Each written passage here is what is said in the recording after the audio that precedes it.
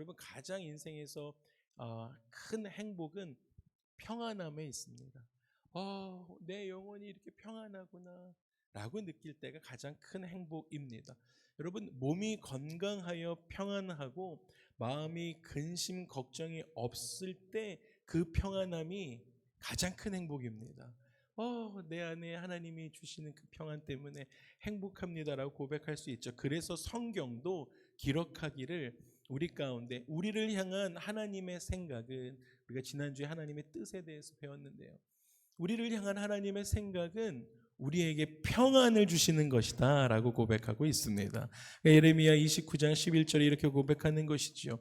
여호와의 말씀이니라 너희를 향한 나의 생각을 내가 아나니 평안이요 재앙이 아니니라 너희에게 미래와 희망을 주는 것이니라 라고 말씀하고 있습니다. 여러분 구약의 히브리어로 평안은 샬롬입니다. 우리 옆에 분들에게 한번 인사하시겠어요? 샬롬, 샬롬, 샬롬.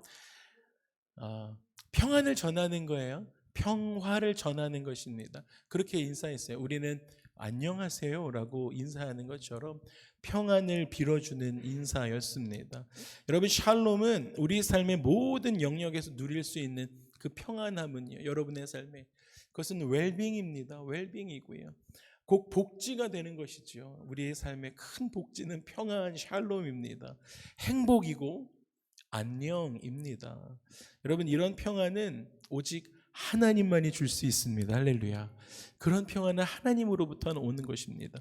민수기 6장 24절 27절에 보면 대제사장 아론과 그의 아들들이 이스라엘 백성들을 축복하기를 원해요. 대제사장들이 아론이 아들들과 함께 하나님의 이스라엘 백성들을 축복하기를 원할 때 어떤 형식으로 할지에 대해서 하나님께서 모세에게 가르쳐 주신 말씀들이 있었습니다. 그래서 그 말씀대로 축복하고 평안을 빌어주는 것이에요. 그것이 우리가 잘 아는 민수기 6장의 축복의 말씀입니다. 뭐라고 말합니까? 아론과 그 아들들에게 말하여 이르기를, 대제사장 아론과 그 아들들에게 이렇게 축복하라고 이렇게 이야기합니다. 너희는 이스라엘 자손을 위하여 이렇게 축복하여 이르되 여호와는 내게 복을 주시고 너를 지키시기 원하시며 여호와는 그의 얼굴을 내게 비추사 은혜 베풀기를 원하며 여호와는 그 얼굴을 내게로 향하여 드사 뭐라고요? 평강 샬롬 주시기를 원하노라 할지니라 라고 고백하고 있습니다. 여러분 모든 축복의 마지막에 최정점은 무엇입니까? 하나님의 샬롬을 빌어주고 있다라는 것이에요. 신약에서는 평안을 헬라어로 에이레네라고 합니다. 에이레네. 이 단어를 성경에서는 여러 가지 말의 표현으로 번역을 하고 있습니다. 에이레네 같은 단어인데 어떤 곳에서는 화평으로, 어떤 곳에서는 평화로, 어떤 곳에서는 평안이란 평강이란 단어로 번역을 하고 있습니다. 오늘 제가 설교에서 함께 나눌 때 사용하는 화평, 평화, 평안, 평강이라는 말은 다 똑같은 단어입니다. 에이레네. 여러분의 삶에 그러한 화평, 평안, 평강, 그러한 축복이 있기를 주님의 이름으로 축복합니다. 여러분 히랍 세계에서 평안의 반대말이 무엇이었을까요? 평안의 반대말 불안함이 아닙니다. 히랍 세계에서의 샬롬을 빌어주고 에이레네로 인사했었던 이유가 있는데요, 그것은 그냥 내 삶이 불안해서 평안을 빌어주는 것이 아니었어요. 히랍 세계에서의 평안의 반대말은 전쟁이었습니다. 늘 전쟁이 일어나니까요, 평안을 원하는 거예요. 그래서 인사를 샬롬이라고 하기 시작하는 것이죠. 그 오늘날의 평안의 반대말은 무엇이 있을까요? 여러 가지 단어를 사용할 수 있겠지만 예를 들면 평안의 반대말 우리의 삶에 무엇이 있나요? 마음과 육신의 질병으로 인한 고통, 이 평안의 반대말일 거예요. 그 고통이 있어요. 궁핍함, 또 불안과 두려움, 무질서, 침체, 다툼, 이러한 것들이 평안의 반대말이 될 것입니다. 여러분, 하나님의 소원이 뭐라 그랬어요? 우리 가운데 평안을 주시는 것이래요. 여러분, 하나님께서 우리 가운데 평안을 주시는 것이다 라고 한다면 우리는 하나님께서 주시는 그 평안, 에이레네를 받기 위해서 우리가 먼저 해야 할 것들이 있어요. 우리가 먼저 우리의 마음을 정비해야 될 것들이 있습니다. 그것이 무엇이냐면 우리의 마음의 불편함을 인정해야 합니다. 무슨 말이죠?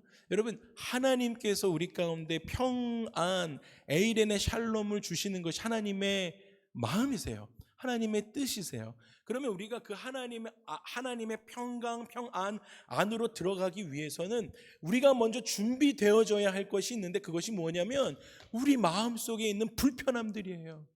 하나님의 평안 안으로 들어가지 못하게 하는 우리 마음 가운데 있는 불편함들을 인정해야 한다라는 것입니다. 여러분, 그 불편함들이 무엇일까요? 우리 속에는 내면적 장애, 우리가 가지고 있는 내면적 핸디캡으로 인해서 오는 불편함들이 있습니다. 하나님과의 반대되는 불편함들이에요. 그것이 무엇일까요? 탐욕, 내 안에 있는 시기와 질투, 그리고 어려서 때로는 어덜트가 되어서 그때 받았던 치유되지 못한 상처에서 오는 극심한 분노, 이러한 것들이 여러분 우리를 불편하게 하는 거예요. 우리를 불편하게 해서 하나님의 평안 안으로 들어가지 못하게 하는 그러한 불편함들이 우리 가운데 있다라는 것입니다. 여러분, 내가 결혼했기 때문에 어른이 되는 것은 아닙니다. 여러분, 내가 부모가 됐기 때문에 어른이 되는 것이 아니에요. 내 안에 해결되지 않은 상처, 내 안에 해결되지 않은 그 상처가 어떤 트리거에 의해서 언제든지 폭발할 수 있고, 해결되지 않으니까, 그것이 해결되지 않았을 때 자녀들에게 나의 것이 해결되지 않으니까 자녀들을 바라보면서 자녀들에게 큰 기대와 부푼 꿈이 있는 거예요. 자녀를 향해서.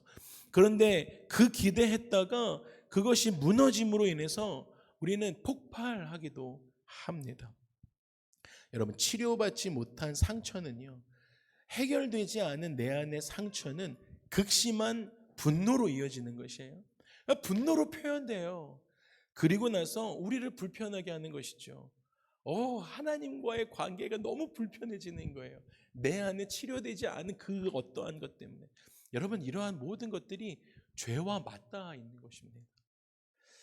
우리의 연약함과 질병에서 오는 우울증도 우리를 불편하게 합니다. 우리의 몸의 연약함과 질병에서 오는 언제쯤 해결될까 하는 그 우울증이 있으니까 하나님의 평강 안으로 들어가기 어려운 거예요. 불편한 거예요. 해결되지 않습니다. 여러분, 인생을 살아갈 때 보편적으로 우리가 필요한 절대 필요 몇 가지가 있어요. 그런데 절대 필요가 채워지지 않는 궁핍함도 우리를 불편하게 해요. 그 궁핍함 때문에 하나님의 평강 안으로 들어갈 수가 없는 거예요. 이런 막연한 불안이나 구체적인 두려움도 우리를 불편하게 하죠. 내 안에 시간이 지나도 해결되지 않는, 여러분, 이게 너무 어려워요. 시간이 지났는데도 해결되지 않아요. 뭐가 해결되지 않을까요? 네, 눈덩이처럼 계속 불어나기만 하는 인간 관계 속의 다툼, 관계가 어려운 거예요. 근데 이 관계 어려움은요, 그 사람하고 내가 기도하고 마음의 겸손함으로 서로가 서로를 낮추며 서로가 용서를 구하지 않으면 해결되지 않아요. 이것은 인간관계는 시간이 지난다고 해결되는 것이 아닙니다. 이러한 관계의 불편함 때문에 하나님의 평강 안으로 들어가는 것이 너무너무 불편한 것입니다. 여러분, 우리는 우리 속에 있는 이것보다 더 많겠죠. 우리 속 안에 있는 이런 불편함들을 인정하고 시인해야 합니다. 하나님 앞에. 그렇게 해야 하나님이 그것 만져주실 수 있는 거예요. 하나님, 제가 하나님의 그 평강 안으로 들어가기를 원하는데 내 안에 이런 불편함들이 있습니다. 하나님 만져주십시오.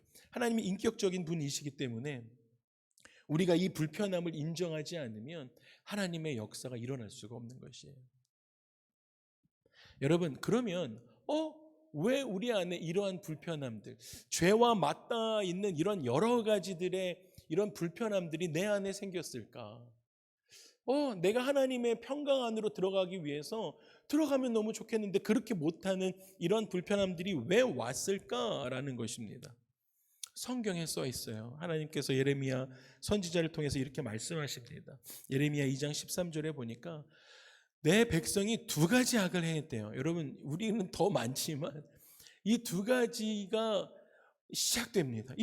죄의 파운데이션이 두 가지인데 이것이라는 거예요. 뭐래요?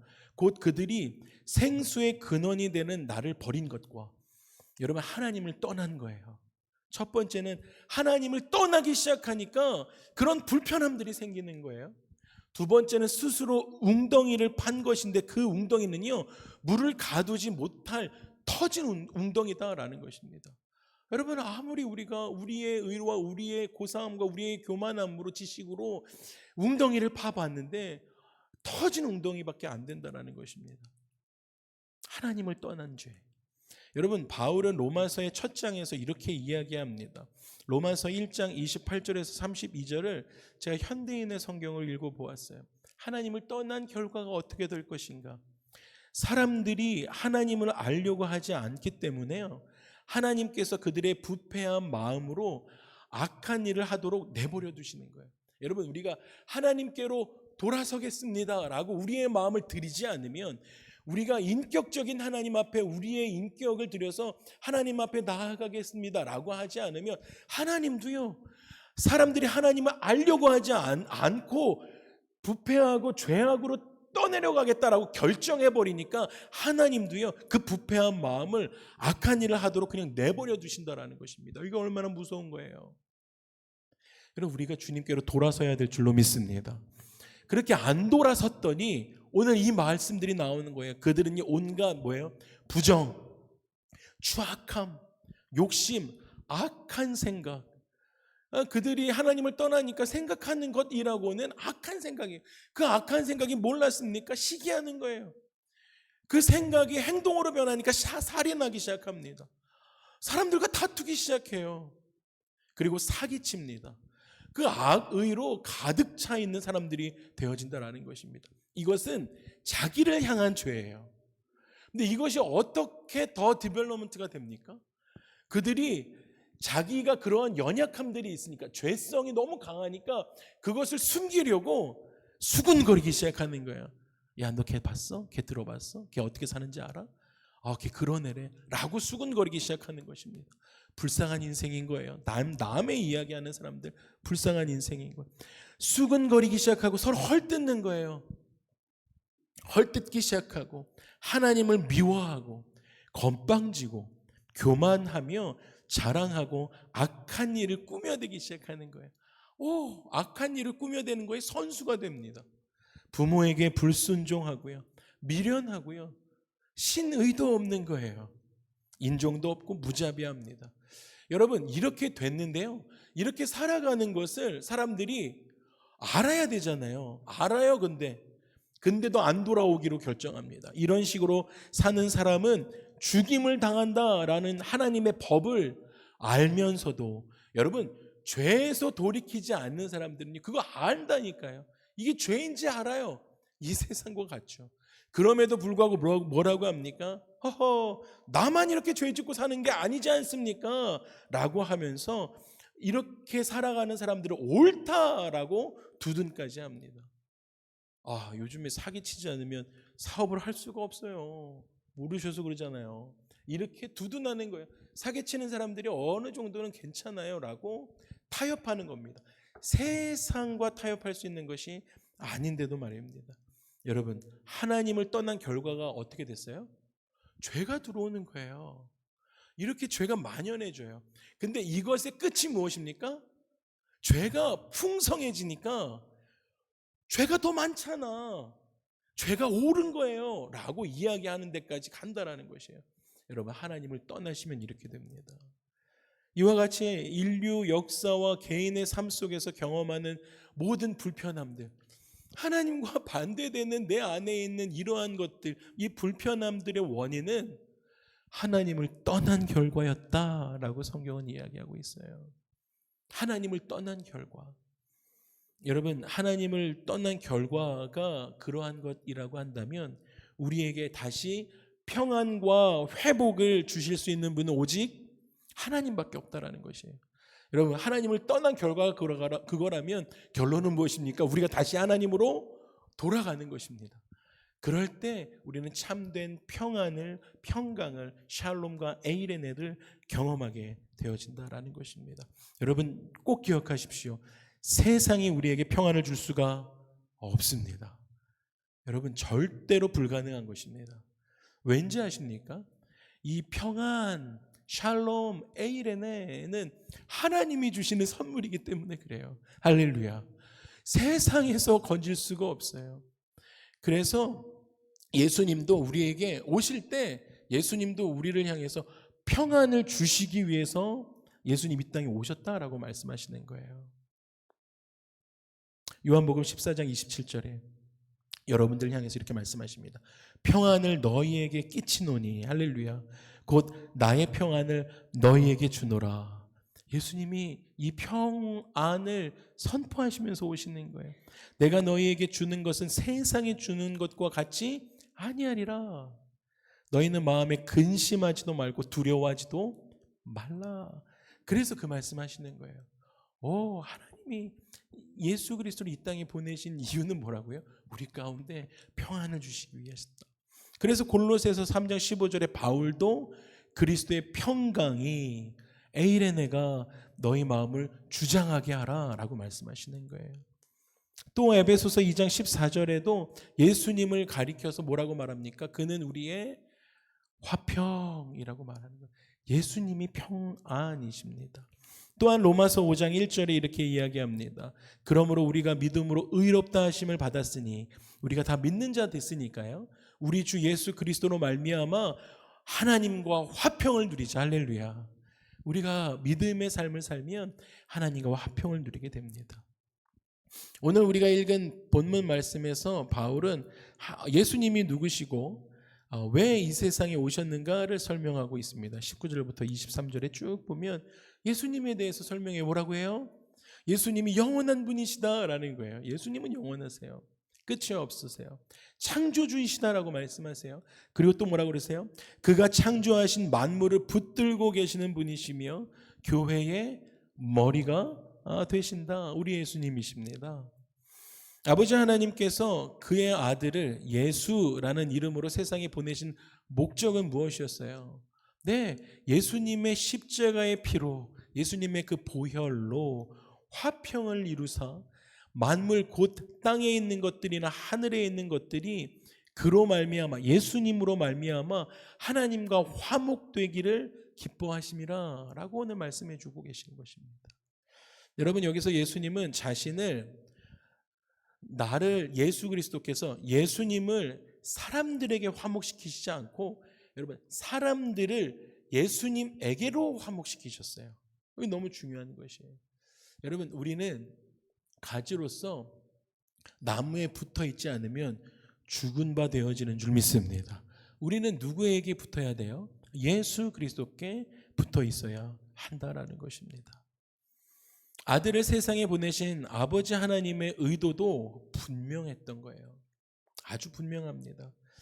그것은 전에 악한 행실로 멀리 떠나서 마음으로 원수가 되었던 너희를, 오늘 말씀 보니까요, 안과 방 모두가 원수가 되어 있었어요. 하나님하고의 화목하기에는, 샬롬하기에는 너무 불편한 게 많은 거예요. 뒤죽박죽. 그런데 이제는 그의 육체의 죽음으로 말미암아, 육체의 죽음이 없으면 안 됐던 거예요. 이따 한 번 더 설명해 드릴게요. 말미암아 화목하게 하사 너희를 거룩하고 흠없고 책망할 것이 없는 자로 그 앞에 세우고자 하심이었다라고 고백하고 있습니다. 그 일을 위하여 그의 아들 예수님을 세상에 보내시고 죽게 하시고 부활 승천하게 하셨던 것입니다. 그래서 예수님이 그것에 대해서 이렇게 증언하시는 거예요. 하나님이 세상을 이처럼 사랑하사 독생자를 주셨으니, 예수님이 그렇게 증언하는 거예요. 이는 그를 믿는 자마다 멸망치 않고 영생을 얻게 하려 하심이라 라고 예수님 말씀해 주십니다. 할렐루야. 그 평강의 그 근원으로 목적으로 오신 예수님을 믿는 자들이 영생에 이르게 된다라는 것입니다. 여러분, 그러면 아까 이야기했던 왜 예수님이 이 세상에 육체로 오셔야 했을까 하는 거예요. 여러분, 왜 육체로 오셨어야 할 것인가? 여러분, 예수님은 십자가에 못 박히셨어요. 그리고 피를 흘리셨습니다. 이것이 너무 귀한 거예요. 예수님께서 십자가에 달려 돌아가실 때 예수님이 피를 흘리셔요. 육체로 오실 수밖에 없었던 이유는 피 흘리기 위함이었습니다. 사람의 육체를 입으시고 그래서 이 땅에 오셨던 것입니다. 왜냐하면 히브리서 9장에 보니까 율법을 따라 거의 모든 물건이 피로 정결케 되나니 피 흘림이 없은즉 사함도 없느니라 라고 말씀하세요. 여러분, 예수님은 사람으로 오셔서 그 보배로운 보혈을 흘리셔야만 했어요. 그래야 우리가 사함을 얻기 때문입니다. 그래서 여러분, 첫 언약도 피로 세우셨고요, 두 번째 언약도 피로 세우셔야 했기 때문에 예수님이 사람의 몸으로 오실 수밖에 없었다라는 것입니다. 그래서 히브리서 9장 13절 14절 보면 이 말씀하시는 거예요. 제사 드릴 때, 니네가 제사 드릴 때 염소와 황소의 피로 및 암송아지의 죄를 부정한 자에게 뿌려서 그 육체를 정결케 하여 거룩하게 하거든. 하물며 그렇게 제사를 지낼 때 니네가 그렇게 하는데 하물며 영원하신 성령으로 말미암아 흠없는 자기를 하나님께 드린 그리스도의 보혈, 그 그리스도의 피가 어찌 너희 양심을, 우리 안에 있는 불편함들을 죽은 행실에서 깨끗하게 하고 살아계신 하나님을 섬기게 하지 못하겠느냐라고 말씀하고 계십니다. 할렐루야. 우리 안에 있는 이 불편함들 어떻게 해야 된다고요? 네, 예수님의 보혈로 가지고 나가야 되는 거예요. 그 보혈로 정결케 씻어야 한다는 것입니다. 여러분, 십자가는 우리의 죽음을 예수님의 그 죽음으로 연결시키는, 우리를 다시 살려주신 사건이 되는 줄 믿습니다. 평안을 주시기 위해서 그렇게 하시는 거예요. 로마서 6장에 우리가 알거니와 우리의 옛사람이 예수와 함께 십자가에 못 박힌 것은 죄의 몸이 죽어 다시는 우리가 죄에게 종노릇 하지 아니하려 함이니라고 말씀하고 계십니다. 여러분, 예수님은 십자가 위에서 우리를 위하여 화평을 이루셨습니다. 먼저 하나님과 우리 사이에 화평을 이루시는 거예요. 하나님과 우리 사이에. 그리고 하나님과 우리를 화목되게 하셨습니다. 예수님의 십자가가요. 하나님과 화평을 이룬 사람에게는 하나님의 평강이 임합니다. 하나님과 이 불편한 것들을 다 정리하고 예수님의 보혈로 정리하고 하나님과 화평하고 나니까, 그 십자가에서요, 그 보혈 화평하고 나니까 어떻게 돼요? 사람들과도 화평하는 거예요. 사람들과 관계가 불편하지 않은 것이에요. 할렐루야. 그렇게도 우리가 갈구하는 평안, 인생의 삶의 평안이 거기에 있다라는 것입니다. 그런데 여기에서 한 걸음 우리는 더 나가야 해요. 그렇게 하나님의 평안을 우리가 구할 수 있군요. 알 수 있잖아요. 그런데 여기서 우리가 한 걸음 더 나가야 됩니다. 예수님이 십자가 위에서 무슨 일을 하셨는가에 대하여 그냥 아는 것으로 멈춰서는 안 됩니다. 그냥 아는 지식으로 멈춰서는 안 됩니다. 여러분, 기독교는요, 개념의 종교가 아닙니다. 기독교는 지식을 가지고 있는, 지식으로 살아가는 것이 아닙니다. 어디에 지식을 내가 많이 해서 내가 이런 해탈 깨달음을 얻었어의 문제가 아닌 것이에요. 여러분, 우리는요, 만지고 느끼고 체험하는 만남이 있어야 한다라는 것입니다. 여러분, 예수 그리스도를 체험하는 데까지 나아가야 합니다. 예수님의 십자가에 내가 직접적으로 연결되어 있어야 합니다. 체험이 있어야 돼요. 인격적인 예수 그리스도를 만남이 있어야 된다라는 것이에요. 그래서 갈라디아서 6장 14절에 이렇게 이야기하는 거예요. 바울이 그 고백하는 거예요. 나의 체험. 그러나 나에게는 우리 주 예수 그리스도의 십자가 외에 결코 자랑할 것이 없으니, 그 십자가의 체험을 하는 거예요. 그리스도로 말미암아 세상이 나를 나를 대하여 십자가에 못 박히고 내가 또한 세상에 대하여 그러하니라 라고 이야기합니다. 그리고 예수님은 우리 가운데 이렇게 말씀하세요. 수고하고 무거운 짐진 자들아 다 내게로 오라. 다 예수 그리스도께로 가야 합니다. 예수님께 젖붙임바 되어줘야 되는 거예요. 예수님을 느껴야 해요. 체험해야 합니다. 예수님을 경험하기 위해서는 우리가 예수님께 가까이 나아가야 합니다. 성경에 그렇게 체험한 사람들이 많이 나오죠. 12해 동안 혈루증으로 고통받고 있었던 여인이 있었습니다.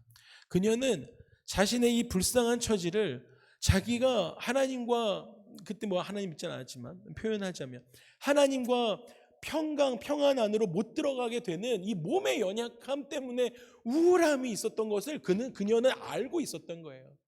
그걸 인정해야 합니다. 인정하고 그녀가 어떻게 움직입니까? 자기의 불쌍한 처지를 인정하면서 예수님의 소문을 듣고 첫 번째 무엇이 생겼냐면 믿음이 생기는 거예요. 어떤 믿음이에요? 낫겠군 이라는 믿음이 생긴 거예요. 그리고 그녀는 마음으로 내가 그의 그의 옷에만 손을 대면 나는 구원을 받으리라 라는 믿음이 생깁니다. 그리고 일어나서 무리 가운데로 끼어 뒤로 돌아와서 예수님의 옷에 손을 대었습니다. 여러분 그때 어떠한 기적이 일어납니까? 네, 그때 그 여인의 혈루의 근원이 말라지는 기적을 체험하게 되는 줄 믿습니다. 이것이 예수님을 체험했을 때 일어나는 역사인 것입니다. 누가복음 6장 19절에 보면 온 무리가, 우리가 요즘에 마가복음도 묵상하잖아요. 마찬가지로 온 무리가 이제 예수 그리스도를 어떻게 하기 원해요? 만지려고 노력하는 거예요. 만지려고 힘쓰니 이는 능력이 예수께로부터 나와서 모든 사람을 낫게 함이로라 라고 말씀하고 계십니다. 여러분 우리가 예수님께 붙어 있어야 그 능력이 우리의 삶을 회복해야 해주시는 줄 믿습니다. 할렐루야. 이렇게 예수님을 체험하셔야 돼요. 평강의 삶을 살기 위해서. 사랑하는 주사랑 2부 예배 성도 여러분, 우리는 예수님을 만나야 되는 줄 믿습니다. 예수님 만나셔야 해요. 불편함에서 벗어나 평안을 누리길 원하신다면 여러분 반드시 예수님을 개인적으로 만나셔야 됩니다. 그냥 주사랑교회 예배의 전체 흐름 안에서 그렇군의 문제가 아니라, 여러분 부모님이 예수를 잘 믿기 때문에 그 부모님의 예수가 아니라 여러분 나의 예수님을 개인적으로 만나셔야 한다라는 거예요. 그리고 거기서 그치는 것이 아니라 여러분 매일매일의 삶에 예수님을 계속 만나는 거예요. 매일매일 함께 동행하는 거예요. 십자가에서 예수님이 흘리신 피가 우리에게로 흘러 들어와야 한다라는 것입니다. 우리가 예수님께서 십자가에서 흘리신 피에 대하여 그냥 지식적으로는 잘 이해할 수 있어요. 성경 공부하면서 배울 수 있습니다. 그런데 그것만으로 부족하다라는 거예요. 가슴으로 느끼는 거예요. 감격스러운 마음으로 십자가를 바라보는 것입니다. 그래서 우리가 저 십자가를 같이 놓고 우리가 예배드리고 있지. 저 십자가에 내가 예수님과 함께 죽어야 내가 평안을 얻을 수 있지. 예수님이 나에게 평안을 주시기 위해서 오셨기 때문에 그런 감격스러운 마음으로 십자가를 바라보아야 한다는 거예요. 여러분 그런데요, 여기서도 멈추시면 안 돼요. 계속 한 걸음 더 나가시는 거예요. 의지적으로 결단하는 거예요. 내가 그 십자가의 아래에 머물겠다라는 마음을 고백하시는 것입니다. 우리의 십자가를 지고 내가 예수님을 따라가겠습니다 라는 신앙의 고백이 매일매일 일어나야 한다는 거예요. 나는 죽고 예수로 살겠습니다 라는 그 신앙의 고백이 있어야 그때 하나님의 참 평안이 우리 가운데로 들어오게 되는 줄 믿습니다. 그 역사 일어날 것입니다. 그때 그 고백하기 시작할 때 여러분 믿음으로 고백하시기 바랍니다. 그 고백하시잖아요. 그러면 여러분의 삶에 치유가 일어나는 줄 믿습니다. 그리고 평안이 여러분의 임하고 여러분의 삶에 임하고 하나님과 화목되는 역사가 일어나게 될 줄로 믿습니다. 말씀을 마무리하겠습니다.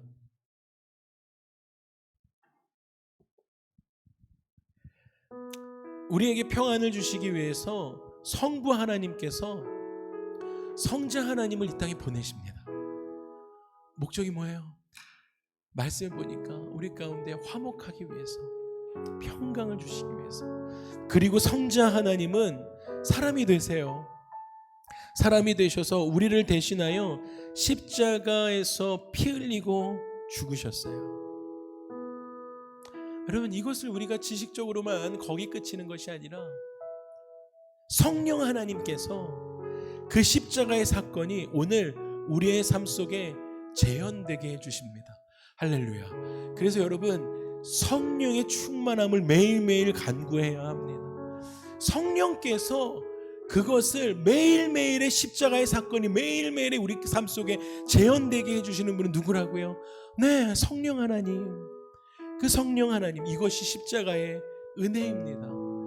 우리 모두가 십자가의 보혈의 능력을 믿는 그 믿음의 터 위에 굳건히 서야 해요. 굳건히 서서 거기에 평안이 있기 때문에 그 십자가 위에 굳건히 서는 거예요. 거기에서 우리의 모든 불편함들이 어떻게 됩니까? 십자가 위에서 죄와 맞닿아 있던 그 모든 불편함들이 그 십자가 위에, 그 굳건한 그 십자가 위에 섰을 때 평안이 임하고 불편함들은 사라지게 되기 때문입니다. 할렐루야.